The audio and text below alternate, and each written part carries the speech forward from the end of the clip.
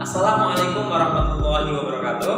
Di kesempatan yang berbahagia ini, saya akan mengajak kalian bersama untuk berpikir komputasional. Seperti apa itu ya? Nanti kalian bisa simak materi dari saya. Nah, sebelum kita masuk ke materi, saya akan menyampaikan sebuah informasi yang sangat berguna buat kalian. Apa itu? Adalah tentang web portalnya Jateng Pintar, di mana web portal ini ya sebuah wadah yang memfasilitasi yang berbagai macam, entah itu media pembelajaran atau yang lainnya, banyak sekali tentang dunia pendidikan buat kalian semuanya, atau yang pendidik atau juga yang peserta didik bisa untuk mengunduh atau melihat ya, mencari sebuah informasi yang ada di web portalnya Jateng Pintar. Di situ banyak sekali, entah itu mulai pembelajaran atau mungkin video-video apa gitu ya yang berkaitan dengan pembelajaran, banyak sekali. Jadi bisa dimanfaatkan web portalnya Jateng Pintar. Itu adalah informasi yang sangat luar biasa menurut saya, adalah tentang web portalnya Jateng Pintar yang dapat dimanfaatkan untuk pembelajaran kita. Nah, sekarang kita akan masuk ke materi tentang berpikir komputasional. Di materi kali ini, di fase E, capaian pembelajaran yang diharapkan siswa mampu memahami strategi algoritmik standar sebagai penerapan berpikir komputasional pada berbagai bidang untuk menghasilkan beberapa solusi dari persoalan dengan data diskrit bervolume besar. Itu adalah capaian pembelajaran. Nah, sedangkan tujuan pembelajaran kali ini nanti kita akan mencoba bagaimana memecahkan sebuah masalah atau problem solving dengan menggunakan algoritma. Seperti apa materinya? Setelah kalian tahu capaian pembelajaran dan tujuannya untuk apa, nanti kalian bisa simak materinya berikut ini. Di materi ini tentang bagaimana kita bisa berpikir secara komputasional itu, tentunya kita butuh namanya sebuah logika di dalam otak kita atau dalam berpikir kita. Nah, apa sebetulnya ini? Karena memang dalam memecahkan sebuah masalah itu butuh namanya sebuah logika. Ya, logika bisa disebut juga sebagai alat untuk menjaga dari kesesatan bernalar kita. Nah, maka seseorang membutuhkan kemahiran bernalar secara logis agar dapat menghasilkan kesimpulan yang benar. Maka di sini ada kaitannya nanti dengan algoritmanya bagaimana. Jadi kalau kita tadi bisa tahu apa itu logika tentang penalaran yang benar itu seperti apa, maka kalau ada masalah bagaimana kita bisa menyelesaikan sebuah masalah tersebut, maka kita sudah bagus di dalam problem solving kita, mampu memecahkan masalah dengan baik. Kita akan masuk ke dalam algoritma sekarang. Dikatakan bahwa algoritma itu adalah urutan penyelesaian masalah yang dideskripsikan secara logis, ya, secara nalar kita untuk memecahkan suatu masalah dengan benar secara sistematik. Ya, atau juga bisa dikatakan sebagai serangkaian langkah-langkah yang disusun menjadi urutan-urutan logis itu, ya, dalam memecahkan sebuah masalah untuk mencapai sebuah tujuan di situ.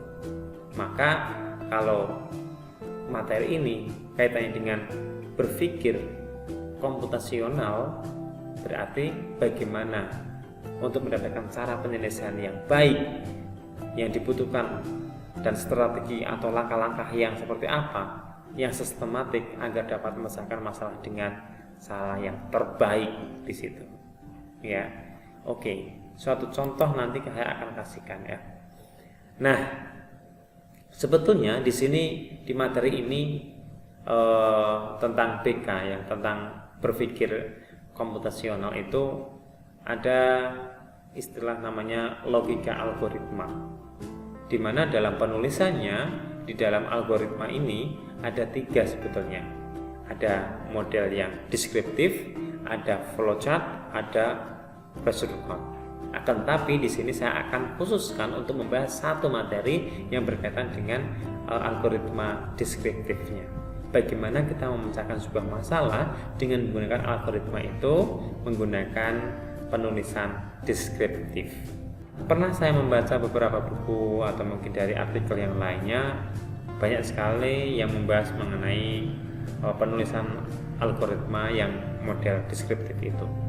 Kita mengambil salah satunya, yaitu yang menyatakan bahwa logika algoritma itu ditulis dengan bahasa manusia sehari-hari, misalnya bisa menggunakan bahasa Indonesia atau bahasa Inggris gitu ya. Di setiap langkahnya ditulis dalam satu kalimat atau lebih, atau tidak ada aturan untuk menulisan algoritma bertipe deskriptif ini. Semua kalimat ditulis dengan sistematis intinya, dan jelas, terbatas, dan berurutan.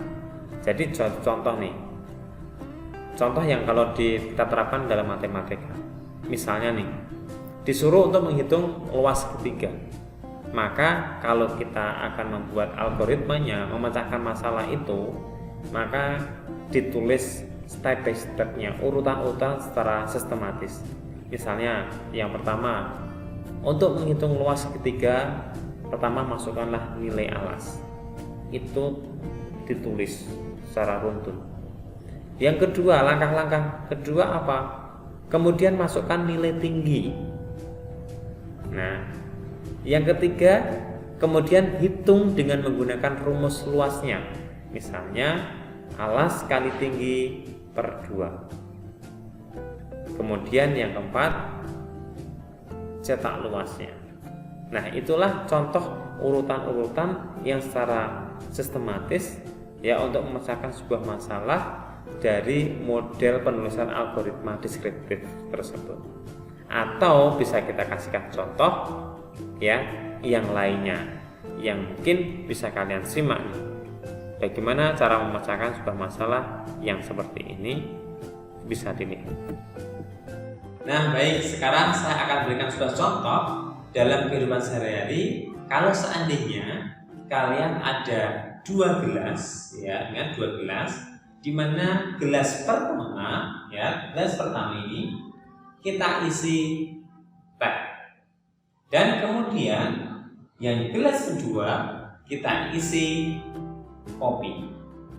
Pertanyaannya adalah bagaimana yang gelas pertama tadi yang isinya teh kita akan tuangkan ke dalam gelas yang kedua yang berisi kopi. Nah, atau sebaliknya, yang gelas kedua yang terisi kopi bisa kita pindahkan ke gelas yang pertama yang berisi teh tanpa harus membuang ya isi baik teh maupun kopi. Di dalam gelas tidak boleh ada yang dihilangkan atau dibuang. Tapi bagaimana memindahkan itu tetap ya dengan volume yang sama, tidak mengurangi atau bahkan membuangnya seperti itu. Nah, bagaimana untuk memecahkan masalah tersebut? Bisa kalian lihat dan bisa kalian coba cermati dan bisa untuk mencoba di rumah ya, bagaimana caranya dengan coretan-coretan kalian di rumah, seperti apa hasilnya kalau kita menggunakan sebuah algoritma ya yang tersusun, yang terperinci dan sistematik. Nah, bisa kalian lihat jawabannya seperti ini.